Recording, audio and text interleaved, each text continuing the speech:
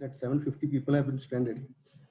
But from the records, we have seen that there are almost, I think, 40 relief flights were arranged, and around 8,000 foreign tourists have left the state. So this was a big figure, which actually are not in our records. Now, immediately we thought that definitely we have to do something about it. Now, the issue is that what we have found out is this residential houses or these units, why they don't come to register to us, because they consider them to be as a residential unit, not as a hotel. Second thing is, if they have to register with the department, there are so many other hassles which they have to meet. That is, they have to get NOCs from the panchayat, they have to get NOC from the fire services. So all these issues come up. So what we have done is we have now proposed an amendment to make it a very easy process. They come with 2 or 3 NOCs initially, and then the burden is on the applicant to see that he complies to all the other NOCs from the department, the other department.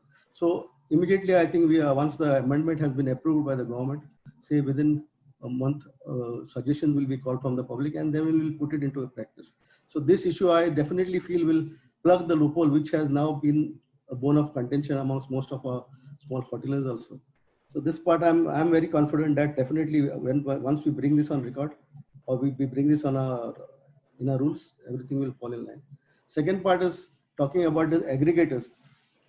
Now, if you remember that we had already had in our act, we have amended, and we have said that all OTAs or anybody who takes booking has to register with us. At the same time, these OTAs will only take the bookings from this registered hotels. So they, on their list, on their websites, they will list only hotels registered with us. Now this also is there in the amendment. And if that comes through, I think definitely the full system will fall in line. Talking about the other issues, we have so many challenges before us, but I think 1 or 2 I'll touch upon. The garbage issue. Now we have seen that garbage is one of the major issues which actually brings a bad name to us. Every tourist, now only some few minutes back, I had a meeting with some foreigners pointing out, the failure of our system in picking up the garbage, and which brings a bad name to the whole world. Wherever pictures are come and a small at the side picture of a garbage, puts, destroys the whole scene. So what we have done is, now we've seen that where panchayats, normally it's the duty of panchayats to collect garbage all over the state, but beaches we have not left it to them, because we know it. I'm not blaming the panchayats, but the administration is so that they can't actually efficiently dispose that garbage. So we have appointed and hired an agency which definitely it takes care of all the beach garbages. But what we have found out is sometimes the entrance to the beaches, the villages abutting the beaches, it's best way, let's talk about it. In this cases, what my suggestion is, there are so many hotels, there are so many other industries. They could take up this as a CSR activity, if not help the panchayats. We actually, our thing is to see that all the beaches, which is an asset to us, if we don't protect them now, or if we, normally I understand there is no investment from the private agency or whoever is taking out from it, nothing of that sort. Only the government is investing in it. So it is also a duty of all the entrepreneurs, all the stakeholders to pipe in something and see that it is not only the government duty, it is also the duty of all the stakeholders to maintain what is asset, natural beauty, what we have. So this apart, another issue what I wanted to highlight is we have found out that whatever data we collect, the process what we are doing is not correct, because we show around 80 lakhs tourists coming to Goa, but recently we had done a survey to KPMG where we've seen that certain entry points and all that data is not captured, and even if data we captured is not correct, in the sense that we don't get 100% data record. So if we actually go by the correct systems which we are trying to put in place, the figure shows around more than 1 crore of tourists coming in. So if our statistics itself is not correct, then all the planning also will definitely fail. So in this area, we are also putting up a new software which will capture all your data in a correct way. If time permits, okay, I would also like to say another thing is that we, as you all know, we have one act at the moment which is called Registration of Tourist Trade Act, and another act is the Protection of Monument Act. These are the 2 acts actually running the full tourism management in the government side. But we have so many other policies in place. There is a beach check policy, there is a water sports policy. Besides that, we have so many guidelines. Now all these things, people also are confused, where they say that ignorance of law cannot be an excuse, but then also it is our duty to see that it is at one place so that people access it. Now with our master plan being soon it will be implemented, this will be taken care of because we'll come out with one act. It will subsume all these policies and all into one place. So hopefully I think that also will be streamlined. And the last part, what I wanted to tell you is sometimes the lockdown also brings in something good, which we could adopt it in our future also. Like for example, now, if any tourist is coming into the state, he has to have a pre-booking and only then enter.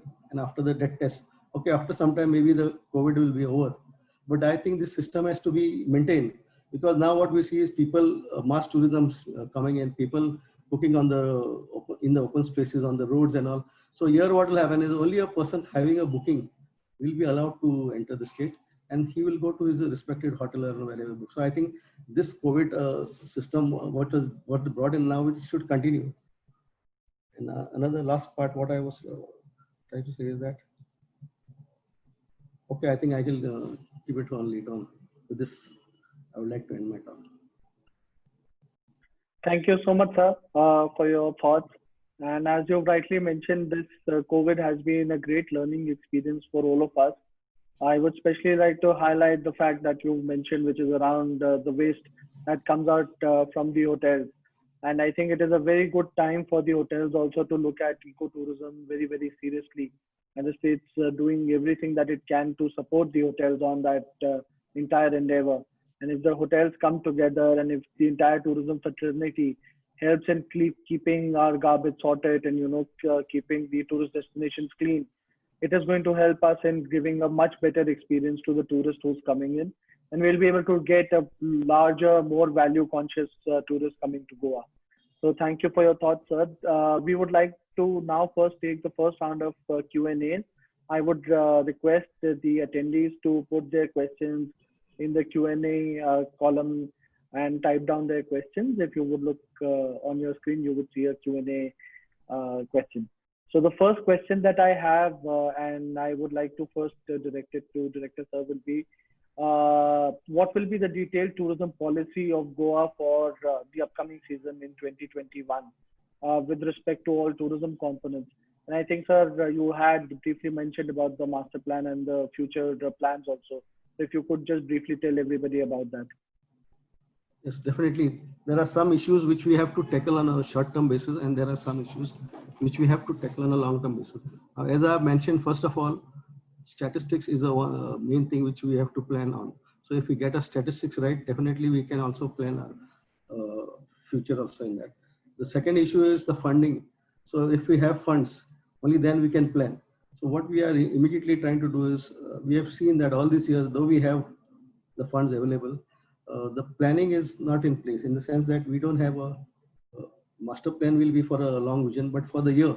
The annual plan is actually done on the basis of what we have done in the last year. So immediately what we say that we will have a marketing and promotion agency, which will be in place maybe after another 2 or 3 months. So accordingly, we'll plan with the available funds, what are the issues we have to tackle first. Now, promotion and marketing, definitely, we have to reorient our promotion and marketing strategy, which every time we have, sometimes we get a lot of flack from the public that we are visiting the same places every now and then when there is no gain from those services. But definitely this time we will ensure that as per the marketing plan and as per our strategy, we'll direct our strategies as per this plan. Second issue is, as I have said, infrastructure, which is a essential infrastructure for the tourist, like your toilet blocks, your in the beaches, your parking slots, everything. So all this has to be done. We have actually got funds from the central government for Swadesh Darshan 1 and 2, where we have taken up most of the amenities, but still there are some issues when obtaining NOCs from the locals, then for getting clearances from the authorities takes some time, and most of our projects actually have been delayed because of these issues.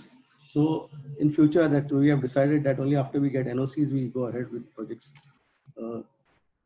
The other part is that we have all your aspects taken into consideration in our master plans.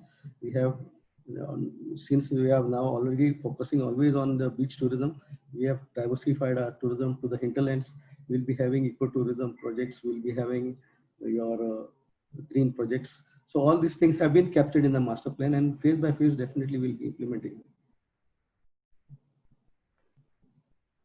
Thank you, sir. The second question that we would like to take, which is, I think, the million-dollar question on everybody's mind, on if the hotels are actually going to be allowed to start from tomorrow and what is going to be the procedure on it. If you could briefly tell all the participants about that. Sure. Yeah, I think this is the hot topic which we definitely have to be tackled now. See, as we know that for almost now 3 months, hotels have been closed down. The employees are sitting at home, so everybody is eagerly waiting to see when this COVID will actually subside. But looking at the scenario, we feel that it's going to stay for at least another 6 months. But it is that we can't continue and stay in a lockdown. So we have to slowly open up. So with this announcement made by the government, what we are doing is initially we had circulated guidelines to all the hotels, the SOPs by the central government and the state government also. So they have to be compliant to certain measures. Like for example, if a person is tested, till the test comes positive or negative, he has to be isolated in a isolation facility. So we have asked all the hotels to see that you have all these facilities in place and give us an undertaking that yes, we are ready to start a hotel. So they all, I think around 250 or 260 hotels had applied. Now looking at their undertakings and all, we have scrutinized them. We will be allowing them to open their hotels for taking bookings. But that apart, the procedure for tourists to come in also has been highlighted and annexed to those permissions. So, and we will be also issuing public notices and listing all the hotels also which have been permitted on our websites, as well as we'll publish them wherever it is required. Now, the procedure for the tourists to come in is that the normal procedure which the state has adopted. Any person who is entering into the state has to either get a COVID-free negative certificate, 48 hours issued by ICMR, or he has to submit himself to a test. Now, till the time the test comes negative or positive, he will have to be kept in an isolation center. At the moment, if a person is coming to Goa, he's been kept in a quarantine facility which the government has notified. But for a tourist, he will go to the same hotel which he's booked.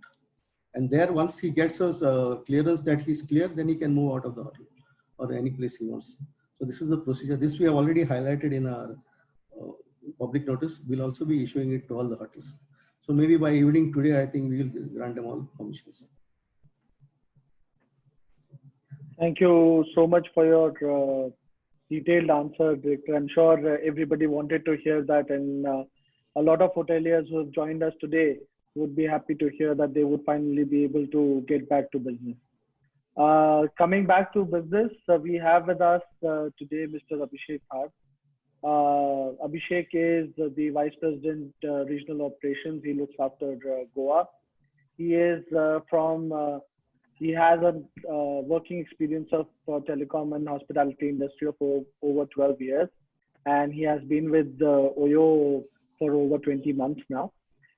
He looks after operations in Gujarat, Rajasthan, Goa, and parts of Maharashtra. And as we heard, OYO has unfortunately been in a lot of spotlight, both good and bad, Abhishek, in the past. So we would like to hear from you your thoughts on it, and especially, I would want you to address that, how is OYO tackling the regulatory environment both across India, especially in Goa, and how do you think that Goa is different than the other states that you're working with? Is it easier or more challenging to operate in Goa? And also the fact that Mr. Keto had raised is on on people registering, say, their residential flats, etc. on OYO. So how exactly you, if you put up a mechanism to address that? All of us would want to hear about it. Over to you, Abhishek. Okay, thank you, Alap.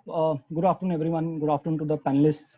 So OYO Hotels and Homes currently works with hotels and homestay partners across about 80 countries in the globe. Over the last 6 years, starting from a single hotel in Gurgaon, OYO has used technology to ensure that both partners and customers gain from what we call as a digital economy. And I think in the last 6 years, OYO has played a very critical role in formalizing the largely informal budget hotel segment.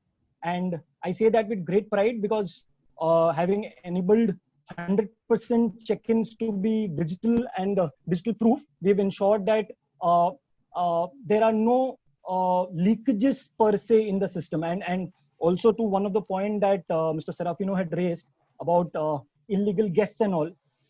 The entire methodology of having 100% bookings to be checked in digitally and details available at the click of a button. I think that those have played a long or played a key role in ensuring that leakages are minimized in the system. Coming to Goa, I think pre-COVID, in Goa, we used to work with about 350 to 400 hotel partners and homestay partners. Goa is one of our earliest markets that we started operations in. It's an extremely interesting market given the fact that it's lessee driven, which makes it a little cost heavy, and similar, obviously the impact on bottom line of operations. Being a leisure market, of course, the demand patterns vary from month to month, and a key role that OYOS played in this is, given our very strong ability to generate demand, we've been able to ensure that our partners get consistent demand even in the months where demand is generally low. In this, of course, I would like to appreciate the huge amount of work that has been done by the Goa government and the Department of Tourism over the last few years in trying to ensure that we create an ecosystem in which hotel partners and customers both find it easy to come to Goa and enjoy the various offerings that the state has. And I think that there's a great amount of work that has happened to ensure that Goa grows leaps and bounds in the tourism sector. Specifically on the regulatory side, I think there are some few interesting things that Goa has. And here I am referring to a letter that was also sent as a representation by FICCI last year in May to the Honorable Tourism Secretary.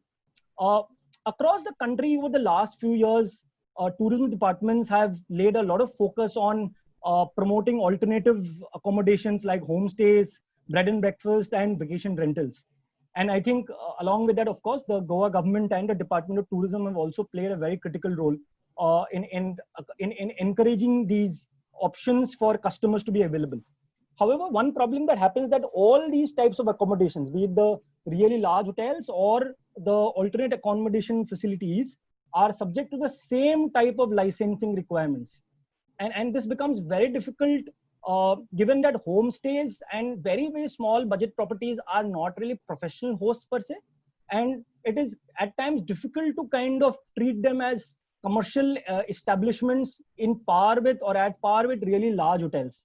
So from whatever we've understood from the market, a simple, convenient, time and cost effective registration process is actually required to ensure that we create the right ecosystem to be able to drive the sort of compliance that we're looking for. I heard Director Sir talking about the fact that the registration process is currently complex, and of course there are 3 different NOCs that are required: Panchayat, the fire NOC, as well as the pollution control board. And as he mentioned, it will be great if a single clearance window mechanism can start. That will help go a long way in helping ensure that there is compliance. Also, a few things like, for example, the certifications that the hotel partners or homestay partners currently get is for a period of 1 year. If we can, of course, evaluate if that 1 year can be extended to say 3 years, it will, of course, help in reducing the compliance burden that is there on partners in terms of cost as well. And of course, everything in life, every punishment or every compliance requirement in life also needs to have a flavor of reward. So of course, if the government and the Department of Tourism can come up with a reward scheme in which partners who have completed all the compliances, etc., also have some form of a reward to take home, I think that will go a long way in encouraging all sorts of partners to be able to be completely compliant with the requirements.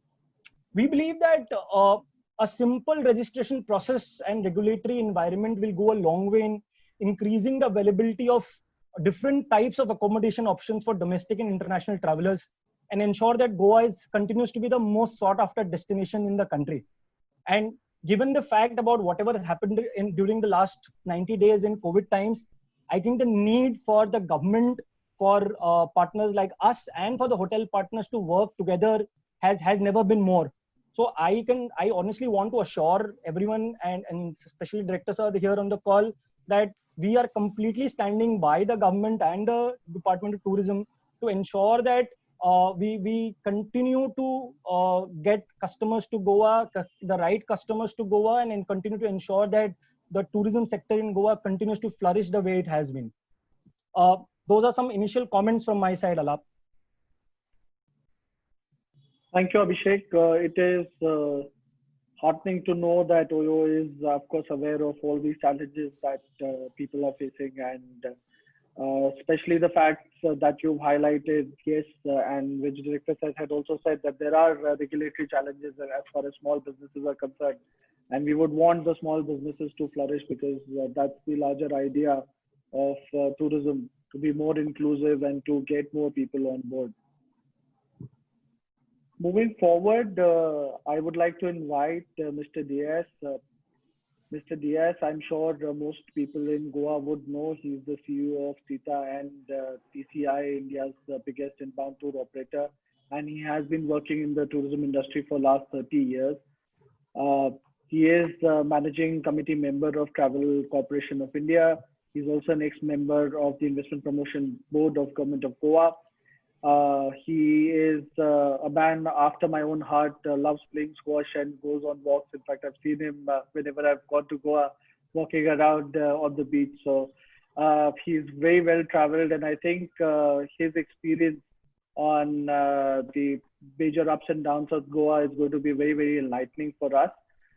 Especially, sir, I would like you to highlight from the tourist perspective, from the tourists who are going to be coming in, what kind of accommodations and what kind of trends are you looking at? How is COVID going to impact these demands and these latest trends? And going on the regulatory track, what kind of regulations from a tourist perspective do you think are very, very important for Goa going forward? Over to you, Mr. D. Thank you, Alap, and good afternoon to all the participants and my fellow panelists. Goa has been fortunate to attract all category of tourists, right from the backpackers to the top-end tourists using our 5-star deluxe resorts, boutique hotels, and upmarket villas. We have every type of accommodation available, including eco-tourism in the hinterlands, which is picking up pretty well. The latest feedback I've been getting from my foreign tour operators is that the client is looking for exclusive accommodation, be it villas or accommodation in the interiors. People prefer to be away from the crowds. The foreign client usually does 2 holidays in a year. In the winters, they call it short haul. They travel to countries like Turkey, Greece, Spain, Portugal, etc. And the other is the long haul destination like Thailand, Cambodia, Vietnam, Sri Lanka, and yeah, also Goa. The short haul destination, which usually starts from April, has been almost dead this year because of the virus, and hopes that they may open up by mid-August. Yeah, they have some hopes that will open up, but all of them are keeping their fingers crossed.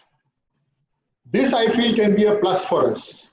If we have the virus under control, I foresee a good influx of FIT and charter tourists, as everyone will be, especially the foreign tourists, will be wanting to go on a holiday in the winters. But as I said earlier, the virus spread will have to be restricted. Tourists should be confident that Goa is a safe destination. Regarding regulations, we must regulate, as my good friend Serafino said, we must regulate the illegal accommodation sprouting up every season across Goa. These hotels, so-called hotels, guest houses, and villas are not registered with the tourism department. Thereby, a lot of revenue is being lost. And we have recently realized that we have more illegal properties than the registered properties. So we have to put a stop to this. Besides that, what happens is these accommodations can offer much better rates than the ones which are registered. So it's unhealthy competition in the market. Secondly, I would say it's my dream that I wish we could regulate the taxis. I wish we had one regulatory authority which could control all the taxis in Goa, whether it's the yellow and black, the tourist taxi, so that people could move freely. You would find taxis across the length and breadth of Goa. Because now it's like they do a return hires always they come empty. So imagine if we had, like Goa Miles is trying their best, but if we can have that, all of them under one banner, it will help a lot. The shacks, I would like to see us having a shack design. All shacks should be with a similar or same design so that it brings uniformity on the beaches. And again here, once the shack announcements are done, after some time we have illegal shacks cropping up, which should be brought under strict control. We should not allow this to happen so that our beaches we have space on the beach. We also need to control the tourists who go with liquor bottles on the beach. We have a law, but such laws are not followed strictly. We must make sure that we follow these laws and keep our beaches clean. I know Drishti is doing a good job saving lives, beach cleaning is happening, but we need to make things more, improve. Because today we'll be competing with other destinations which have the time to improve, and we are now going to be in that top league. We have to send the right message across the world that we are a safe and clean destination with all precautions taken against the spread of the coronavirus. Goa has the potential to come back strongly, provided we get our act together. That's all I would like to say. Thank you. Thank you so much for your thoughts. And as you've rightly pointed out certain things, it is all about the value that you create for the tourists. And the illegal operations, of course, hurt in the people who are actually paying their taxes and getting the tourists the right kind of value. And tourists who are booking it online or who are not really aware will never be able to make that distinction. So that brings me back to Mr. Serafino. And we would like to hear from you now that you've heard from everybody on how exactly do you think the small and medium hotels are going to be able to cope with this entire thing, especially given the fact that just before the lockdown, you had come out and the association had come out with the entire YouTube video also, which highlighted how much of a challenge the illegal operations are creating in Goa. So over to you, Mr. Serafino.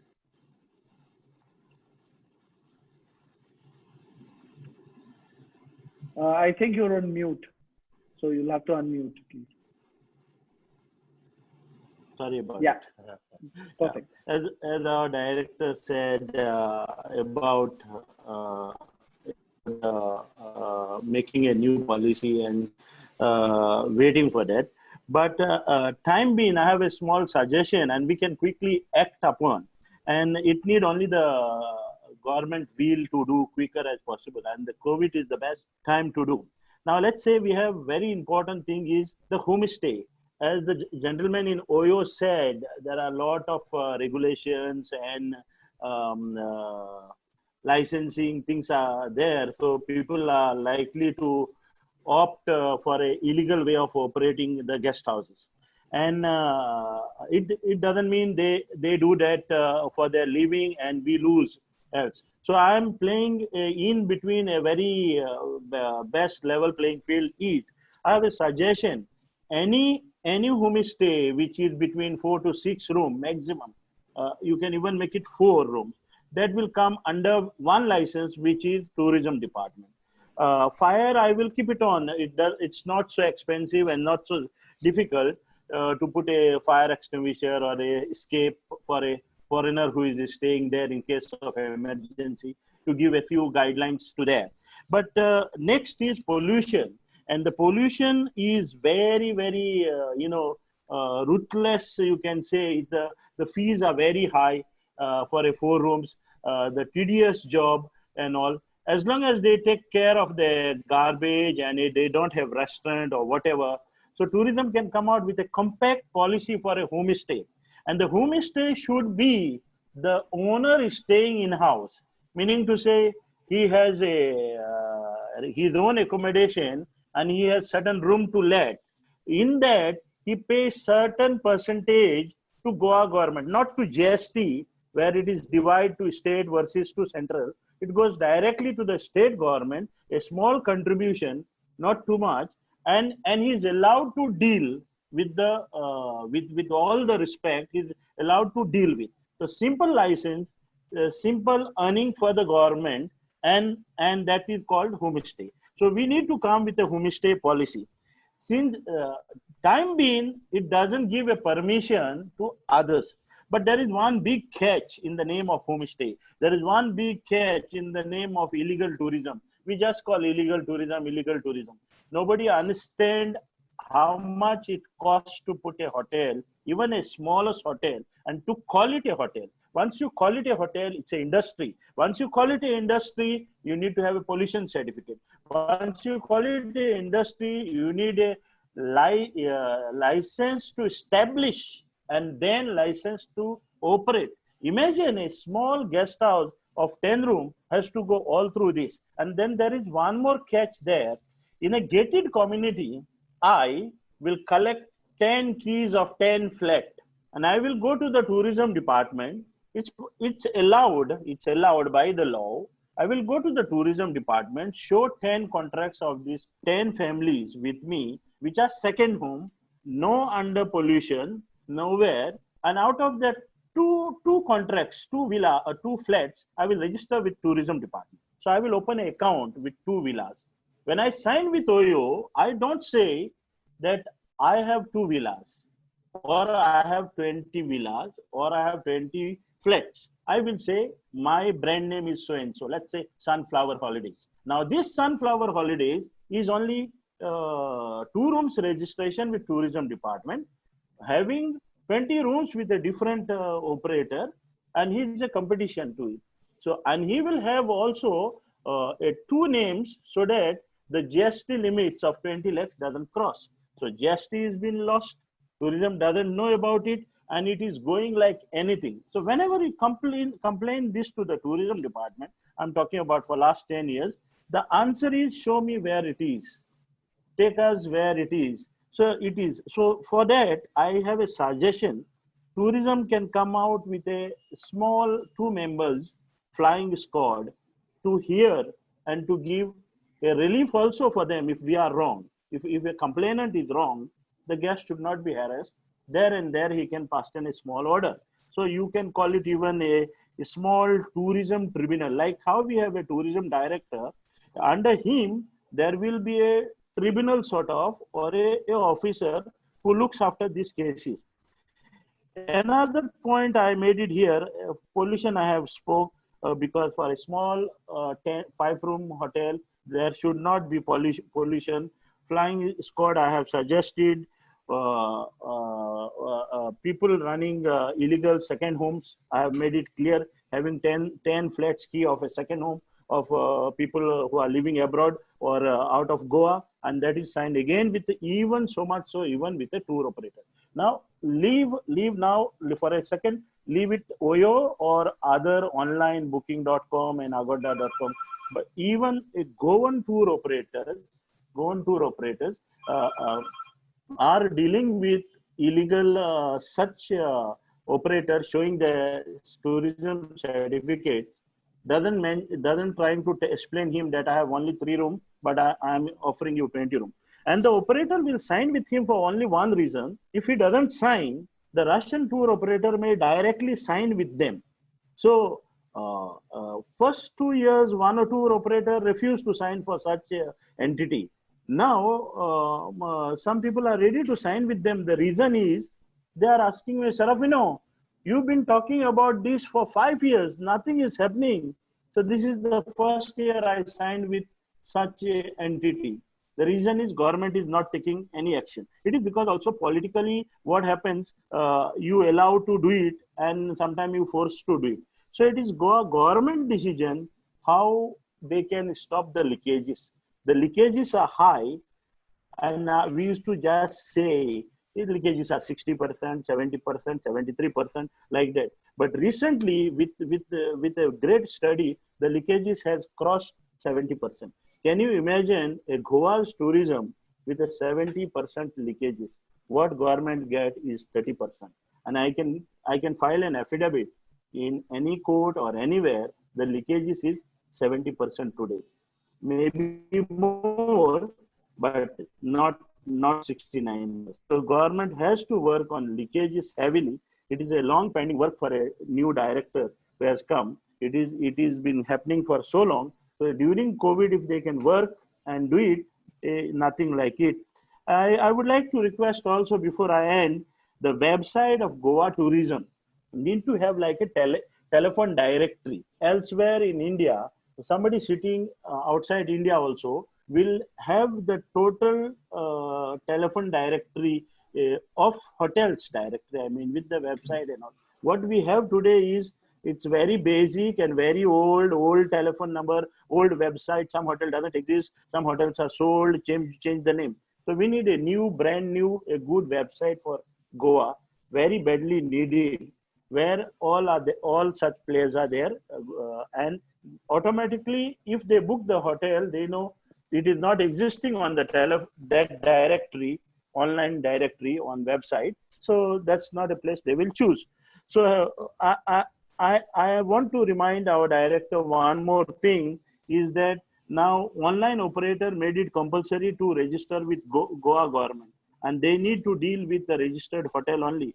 That is not happening, sir, at the moment, because every operator is dealing with anybody. That has to be stopped. Thank you. Thank you so much, Mr. Serafino. Of course, your views are important because, as I said, the tourism is not an industry which is run from the top. It is the small and medium hotels which provide the basic, experience of a destination. So, thank you so much for your thoughts on that. I would like to further take some questions.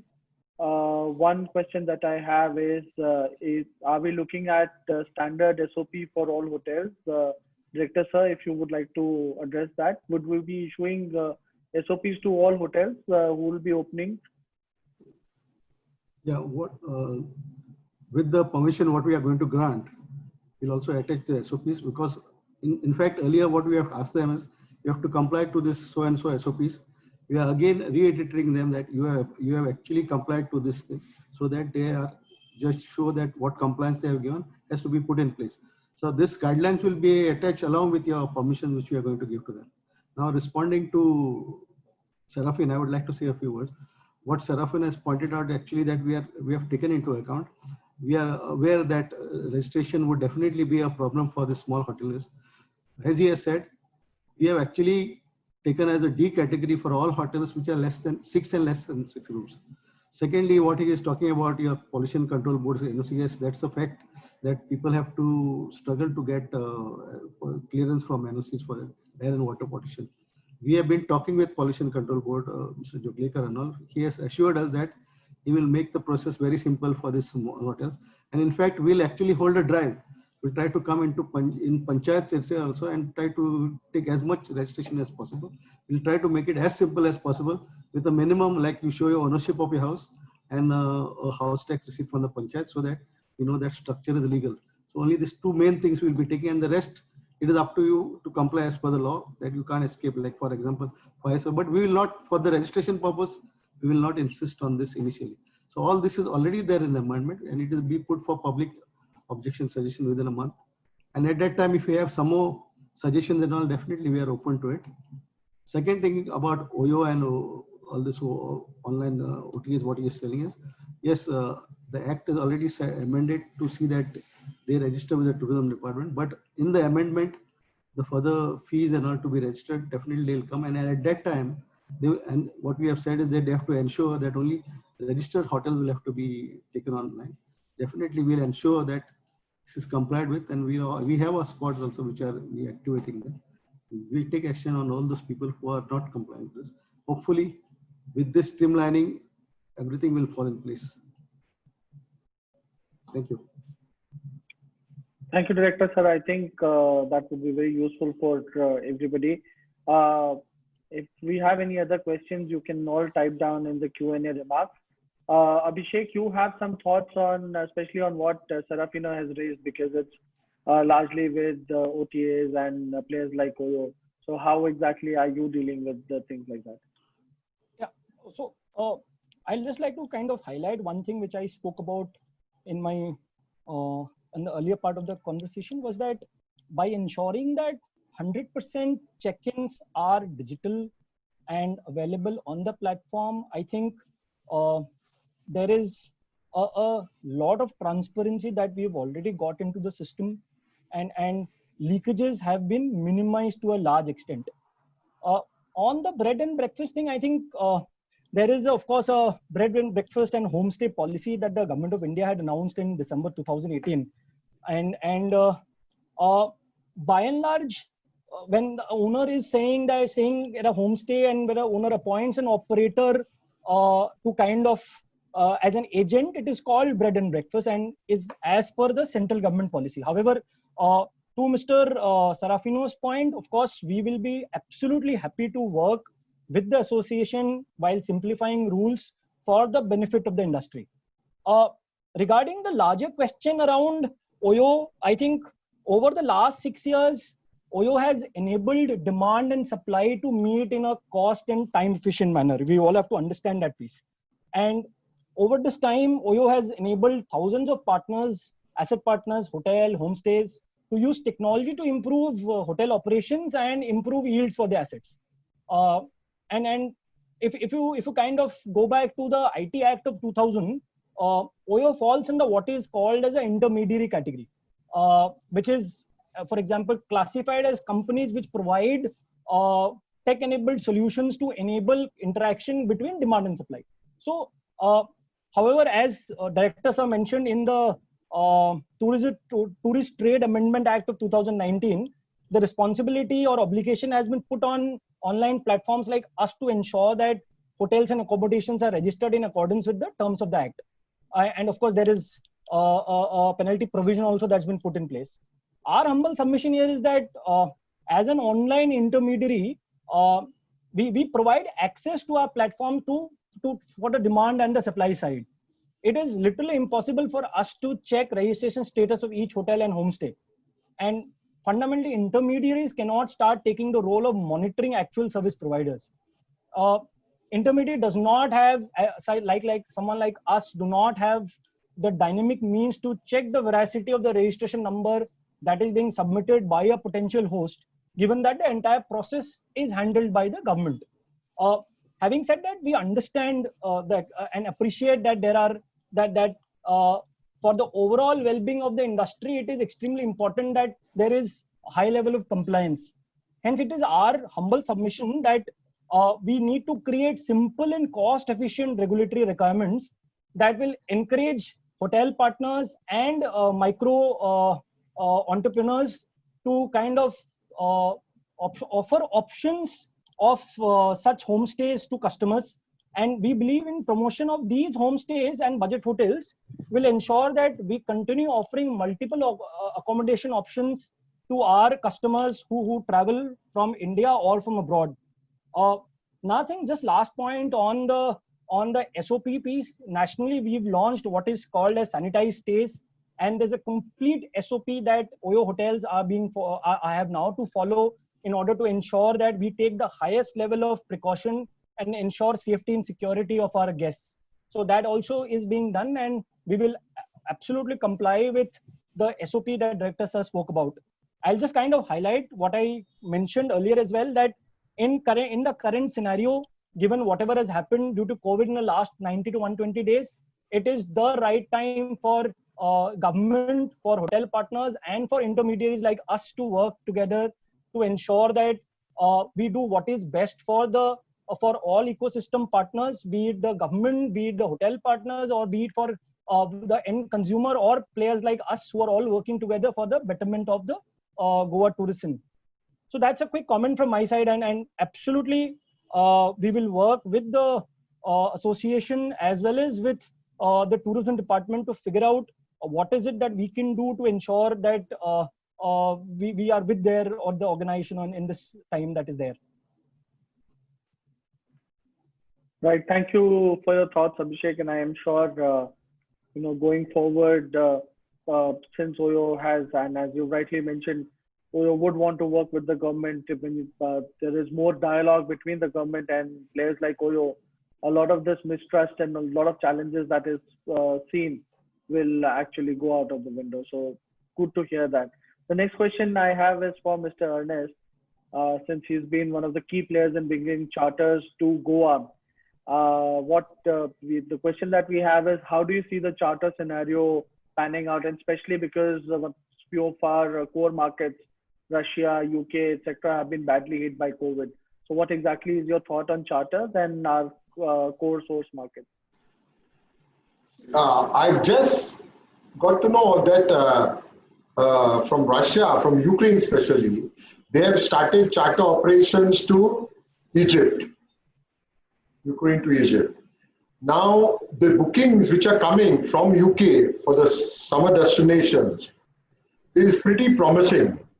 They are starting from mid-August to countries like Spain, Greece, which are also badly affected by this coronavirus. So that gives us hope that Goa should do well. The initial bookings are very slow, I must admit, from Russia. They are just trickling in.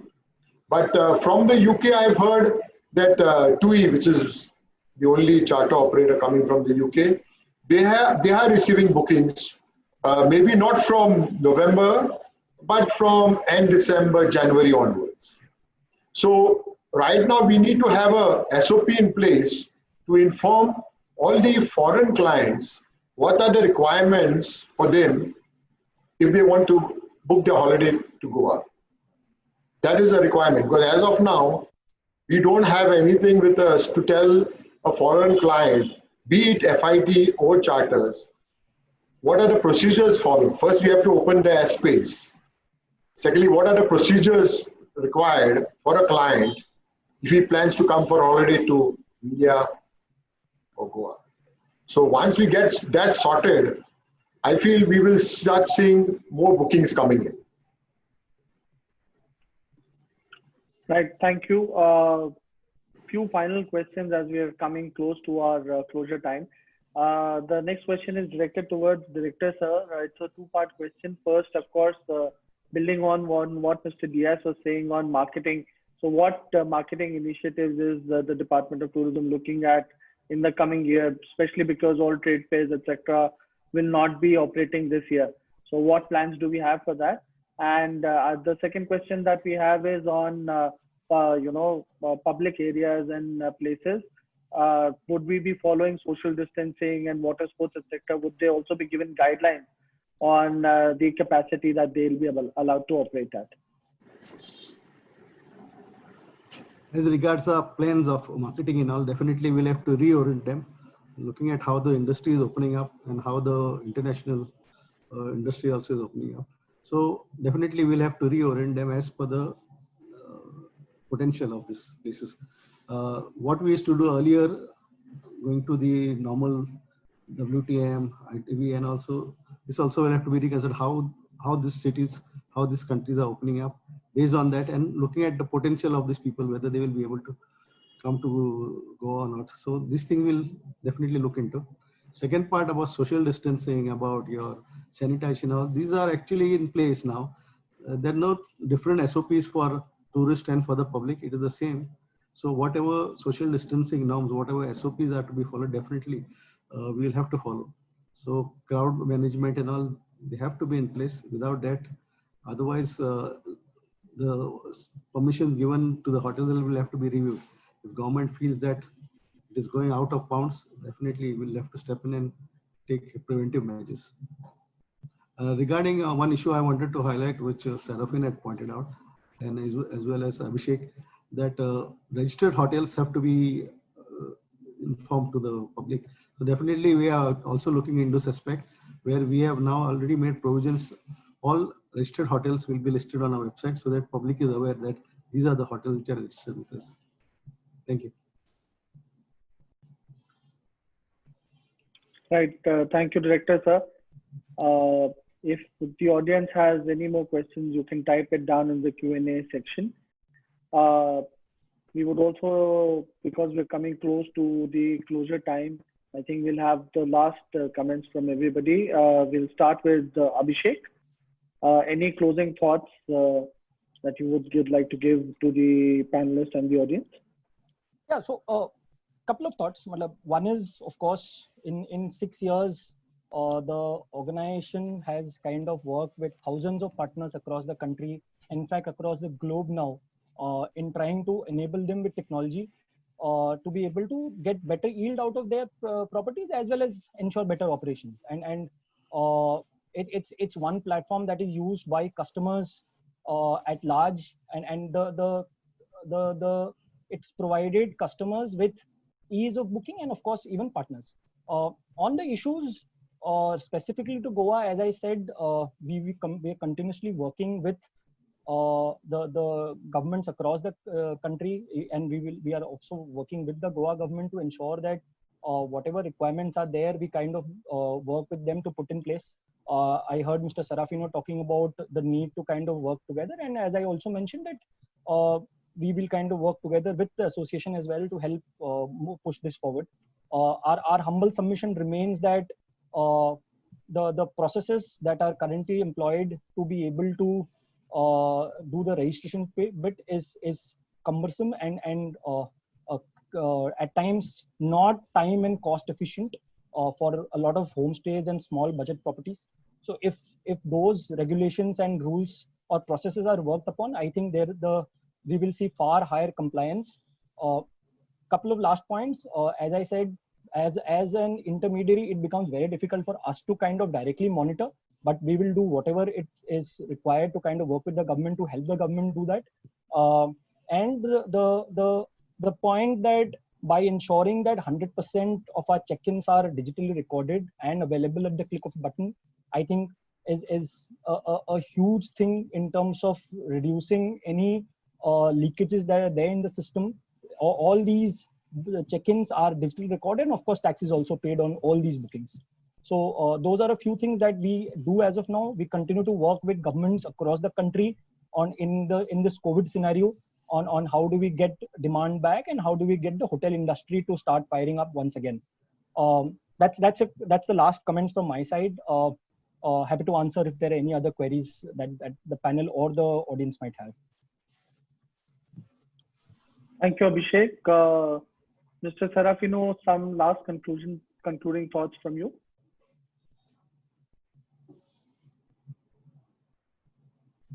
Yes, the very simple thing is the Goa Tourism Department is issuing a certificate to a hotelier with the name of the hotel and the owner's name and the category and with the address and also with the number of rooms, meaning to say this license is valid for X number of rooms. It is clearly mentioned there. As Mr. Abhishek said, it is not satisfactory to me. I've been always fighting to OYO representative here, look at it, like in very simple way to make it understand. If a doctor write a prescription for a sleeping tablet, he wrote there 30 tablets. The pharmacist is not supposed to give him 60 tablets. It is written 30 tablets. On the contrary, for a sleeping tablet, the pharmacist has to write it I have given, so that he don't go to the next pharmacy with the same prescription. What is happening with OYO is training them that you may give this certificate to me and you may also give this certificate to Tom, Dick and Harry, and I may also give you again 60 tablets with this or 70 tablets, but let you have this one prescription of 10 tablets, sleeping tablets, no problem. I will keep on giving it to you. It is. So, sir, this side of diplomatic answer is slightly serious. If Goa government and the Goa tourism director doesn't take this with a pinch of salt and seriously, because the leakage is there. If you subdivide the leakage, D category, B category, C category, who has done more? It is always gone through the D category. But the D category is the lowest category certificate given by the Goa Tourism Department for a homestay. Now, it has always been kind to that segment for a reason. And 50% of them may be God-fearing people and running 5 rooms and nothing else. But now with the D category, we have B-class hotels running with the same certificate because you need a check amount to be paid. I need my amount to come in my account. So my account is open with the D category, but you are paying me a B level payment to me. And this B level payments comes under GST. When I subdivide with another name without telling tourism department, you are paying him as long as there is a bank account. The bank manager also helps to open another entity. So there are 2 entities belong to one man with one certificate and 2 entities. So the huge leakages of GST. It is another subject. I don't want to take this debate too long, but keep in mind, do not be a partner in crime. Not only you, sir, since you are available, I may be referring to you. Sorry about that. That's become personal sort of. But anybody who is listening now and who is sitting at home or even to deal with Goa later, this is the thing we have to do. We have already lost crores of money into this system, and the penny doesn't penetrate to a Goan. I mean to say the Goan who is in tourism and the Goan who is not in tourism business, he is losing that. That's why I'm worried. So we have to be serious here. Thank you. Just a quick comment there. I think as I had mentioned, we will of course work with the association to try and kind of clarify doubts, questions around it. But I think the entire digital check-in process does kind of take a lot of the questions that are being raised in terms of losses in taxes to the government, etc. That does kind of address a lot of those concerns and queries that are there. Of course, as I mentioned about the hotels and homestays that Mr. Sarafino raised about not registering, I've highlighted some issues and concerns that are there. And we are absolutely confident that once the department kind of takes care of some of the issues that we've highlighted, I'm sure that entire thing will grow up leaps and bounds. So just wanted to kind of put that right in the correct place. And of course, Mr. Sarafino, as I said, once this entire thing kind of opens up and I can get some of us to kind of visit you or to work with the association to try and ensure that in the end, the entire tourism sector of Goa has to win. And it is not about one association or OYO per se. We have to work together to ensure that the tourism sector moves ahead the way it has been in the last few years. And we continue offering customers the brilliance that Goa has always been. Right. Thank you, Abhishek. Mr. Diaz, if you have some concluding remarks. You'll have to unmute, Mr. Diaz.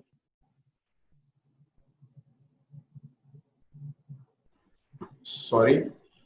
I would request both the central and the state government to support the hospitality industry, which is now going to very difficult times. Central government we can do in the sense of taxes, reducing the taxes. Or today we have, when the flights are coming in, they have these parking fees at the airport. These can be reduced. Then from the state government, some support by maybe reducing the power tariff, giving them some rebate. Some sort of support from both the central and state government will go a long way in helping push Goa's tourism, especially in these very difficult times. That's all I would say. Thank you. Thank you, Mr. Diaz.